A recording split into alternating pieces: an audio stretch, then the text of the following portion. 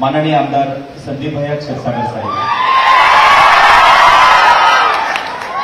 माननीय आमदार संदीप भैया क्षीरसागर साहेब यांना विनंती करतो आपण या व्यापक बैठकीला मार्गदर्शन करावे।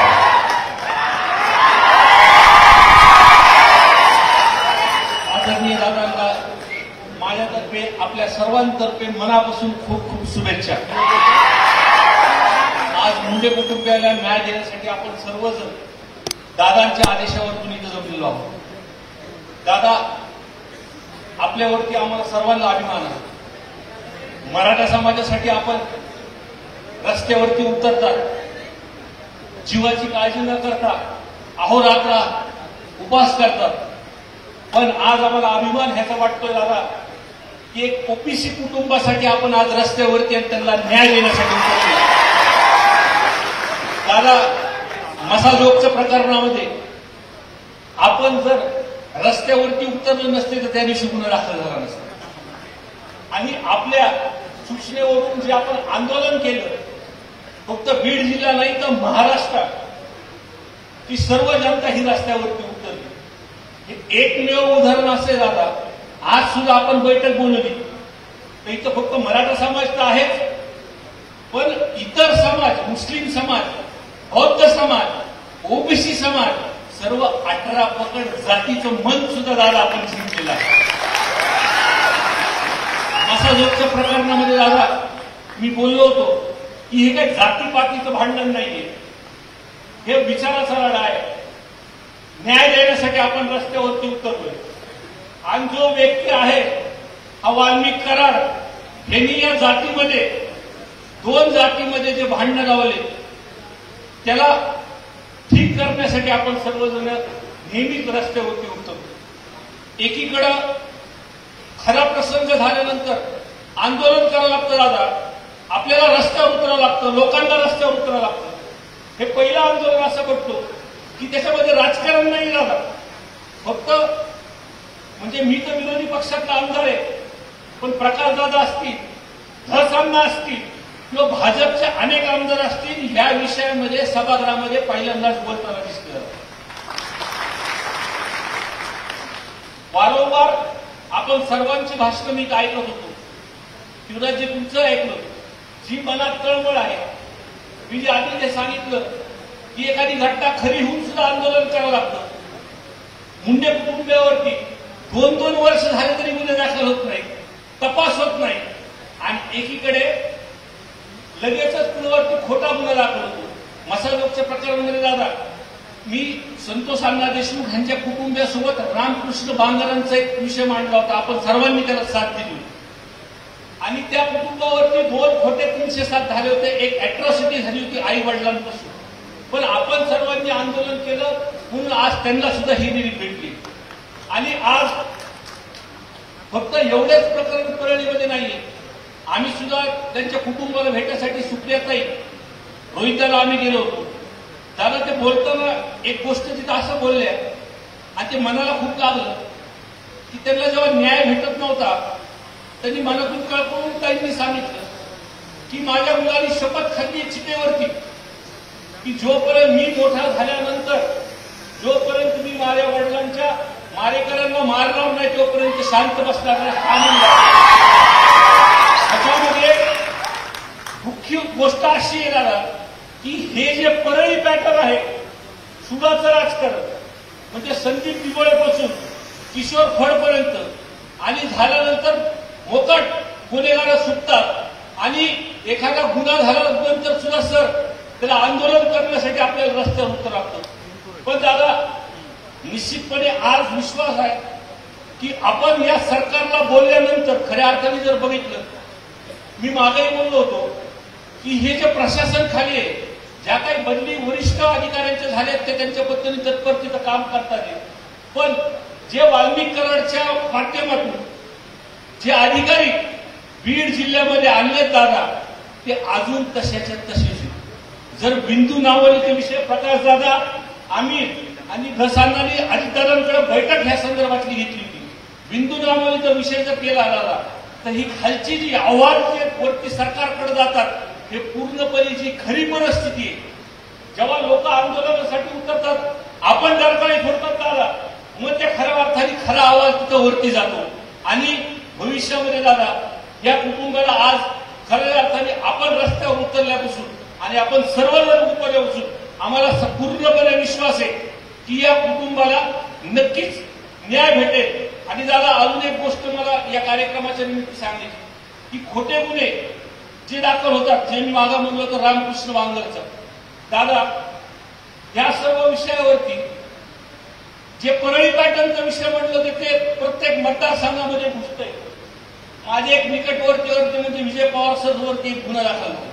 दादा सगळ्यात आधी आमदार म्हणून मी विधानसभेच्या बाहेर तिथं सांगितलं ह्याच्यावरती SIT दाखल करा.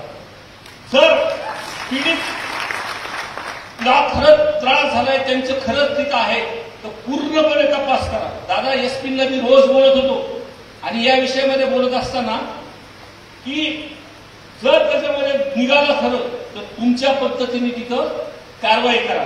दादा माझी विनंती, आपला खूप मोठा आवाज आहे, आपण एकदा आवाज केल्यानंतर महाराष्ट्र पेटून मुक्त राहा.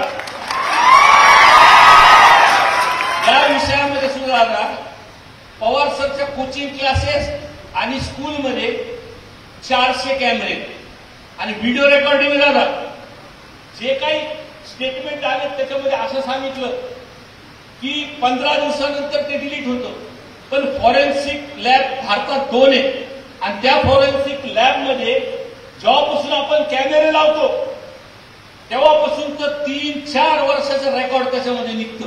दादा जर ह्याच्यामध्ये आमच्यावरती जे आरोप केले आम्ही जर दोषी असलो तर आम्हाला सुद्धा तुम्ही 8 टाका, पण हे जे खोटे गुन्हे होतात आणि जे खरे गुन्हे होतात त्याच्यावरती आपण सर्वजण ताकदीने या कुटुंबासोबत राहू. एवढंच या ठिकाणी सांगतो. मला बोलण्याची संधी दिली त्याबद्दल सर्वांचे मी आभार मानतो.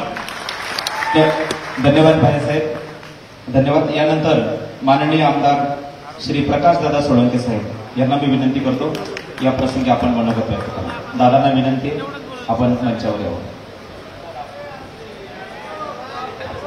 माननीय प्रकाशदादा सोळंके साहेब. या बैठकीसाठी व्यासपीठावर उपस्थित असलेले संघर्ष योद्धा सन्माननीय मनोज दादा जरांगे पाटील आणि महादेव मुंडे कुटुंबियाला न्याय देण्यासाठी बीड जिल्ह्याच्या कानाकोपऱ्यातून आलेले सर्व बंधू भगिनी आणि तरुण मित्रांनो, सर्वप्रथम मी वाढदिवसाच्या निमित्तानं मनोज दादा जरांगे यांना कोटी कोटी शुभेच्छा देतो. परमेश्वर चरणी प्रार्थना करतो की त्यांना उदंड आयुष्य, चांगलं आरोग्य लाभू द्या आणि त्यांच्या हातून त्यांनी जे काही प्रश्न हातामध्ये घेतलेले आहेत त्याची म्हणजे मराठ्यांच्या आरक्षणाचा हा लढा यशस्वी होऊ द्या एवढी परमेश्वर चरणी प्रार्थना. या बैठकीच्या निमित्तानं मला एवढंच सांगायचं आहे की आज बीड जिल्ह्यामध्ये जसं आपण स्वर्गीय संतोष देशमुख यांना न्याय देण्यासाठी रस्त्यावरती आलो आणि निश्चितपणानं सरकारला त्याची दखल घ्यावी लागली. आज बरेचसे आरोपी हे गजाआड झालेले आणि न्याय प्रक्रिया चालू आहे. तशाच पद्धतीनं स्वर्गीय महादेव मुंडे यांना न्याय मिळावा. आज 21 महिन्यानंतर त्यांचे मारेकरी पोलिसांना सापडत नाही, हे खरोखरच मोठी दुर्दैवाची गोष्ट आहे. पोलीस प्रशासनाची मान खाली जावी अशी गोष्ट आहे आणि म्हणून निश्चितपणानं आता काल मुख्यमंत्र्यांनी SITची घोषणा केलेली आहे. कुटुंबियाच्या मागणीप्रमाणे अधिकारी नेमलेले. मला असं वाटतं की निश्चितच या तपासामध्ये प्रगती होऊन खरे आरोपी जे काही आहेत ते गजाआड होतील. मी या निमित्तानं एवढीच ग्वाही देतो की मनोज दादा जसं ठरवतील या आंदोलनाची दिशा, जसा आदेश देतील त्याप्रमाणे निश्चितपणानं मी आणि माझे सर्व सहकारी या आदेशाप्रमाणे या आंदोलनामध्ये आम्ही सामील होऊ एवढंच ग्वाही या निमित्तानं देतो. परत एकदा मनोज दादांना दीर्घ आयुष्याच्या शुभेच्छा देतो आणि थांबतो. जय हिंद, जय महाराष्ट्र. धन्यवाद दादा. यानंतर जे मान्यवर वक्ते भैयासाहेब आणि दादा दोघंही बोलले त्यांची मी माफी मागून थोडा प्रोटोकॉलमध्ये बदल होतोय संयोजन समितीकडून, त्याबद्दल क्षमस्व. यानंतर लुगडे महाराज हे परळीहून आलेले ते या ठिकाणी मनोगत व्यक्त करतील. महाराज थोडक्यात आपण या ठिकाणी मनोगत व्यक्त करायचं. दादा, मी लुगडे महाराज परळीच्या 7-8 वर्षांमध्ये धनंजय मुंडे आणि वाल्मिक कराडाच्या निर्गमनाच्या विरोधात सातत्याने आवाज उठवला. याच्या बदल्यामध्ये मला 3-4 केस माझ्यावर खोटे दाखल केल्या.